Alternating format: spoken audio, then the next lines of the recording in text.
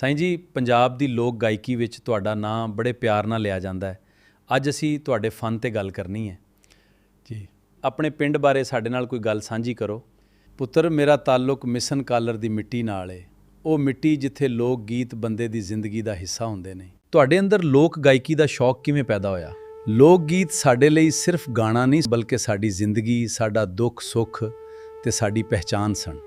ਪੰਜਾਬੀ ਲੋਕ ਗਾਇਕੀ ਦੀ ਅਸਲ ਖੂਬਸੂਰਤੀ ਤੁਹਾਡੇ ਖਿਆਲ ਵਿੱਚ ਕੀ ਹੈ? ਅਸਲ ਖੂਬਸੂਰਤੀ ਸਾਦਗੀ ਹੈ ਪੁੱਤਰ। ਜਿਹੜਾ ਲਫ਼ਜ਼ ਦਿਲ ਤੋਂ ਨਿਕਲੇ ਉਹ ਸਿੱਧਾ ਸੁਣਨ ਵਾਲੇ ਦੇ ਦਿਲ ਤੇ ਜਾ ਲੱਗਦਾ ਹੈ। ਹੇਰ ਵਾਰਿਸ ਸ਼ਾਹ ਨੂੰ ਗਾਣਾ ਇੱਕ ਵੱਡਾ ਫਨ ਹੈ। ਤੁਸੀਂ ਹੇਰ ਨੂੰ ਕਿਸ ਨਜ਼ਰ ਨਾਲ ਵੇਖਦੇ ਹੋ?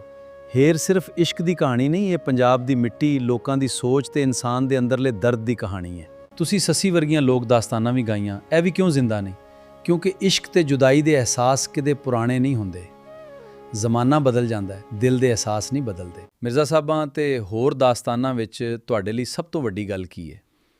ਇਹਨਾਂ ਵਿੱਚ ਇਸ਼ਕ ਵੀ ਹੈ, ਵਫਾ ਵੀ ਹੈ, ਇਸ ਕਰਕੇ ਲੋਕ ਅੱਜ ਵੀ ਇਹਨਾਂ ਨੂੰ ਪਸੰਦ ਕਰਦੇ ਨੇ। ਤੁਹਾਡੀ ਗਾਇਕੀ ਵਿੱਚ ਸੂਫੀਆਨਾ ਰੰਗ ਵੀ ਬਹੁਤ ਹੈ। ਤਸੱਵੁਫ ਦਿਲ ਨੂੰ ਨਰਮ ਕਰਨ ਦਾ ਨਾਂ ਹੈ। ਜਦੋਂ ਬੰਦਾ ਆਪਣੇ ਅੰਦਰ ਝਾਤੀ ਮਾਰਦਾ ਹੈ, ਉਦੋਂ ਅਸਲ ਰਾਹ ਲੱਭਦੀ ਹੈ। ਸੂਫੀ ਕਲਾਮ ਗਾਉਂਦੀਆਂ ਹੋਈਆਂ ਤੁਹਾਡੇ ਅੰਦਰ ਦੀ ਕੈਫੀਅਤ ਕੀ ਹੁੰਦੀ ਹੈ? ਉਹ ਵੇਲਾ ਗਾਣਾ ਨਹੀਂ ਰਹਿੰਦਾ, ਉਹ ਜ਼ਿਕਰ ਬਣ ਜਾਂਦਾ ਹੈ। ਬੰਦਾ ਆਵਾਜ਼ ਨਾਲ ਨਹੀਂ, ਦਿਲ ਨਾਲ ਪੜ੍ਹਦਾ ਹੈ।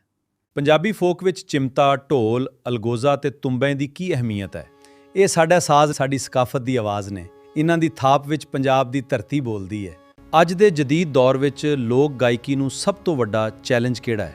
ਚੈਲੰਜ ਇਹ ਹੈ ਕਿ ਜਿੱਦਤ ਦੇ ਨਾਲ ਆਪਣੀ ਜੜ ਨਾ ਭੁੱਲੀਏ। ਨਵਾਂ ਜ਼ਰੂਰ ਸਿੱਖੋ, ਪਰ ਪੁਰਾਣਾ ਸੰਭਾਲ ਕੇ ਰੱਖੋ। ਨੌਜਵਾਨ ਨਸਲ ਨੂੰ ਤੁਸੀਂ ਇੱਕ ਗੱਲ ਕਹਿਣਾ ਚਾਹੋ, ਉਹ ਕੀ ਹੋਵੇਗੀ?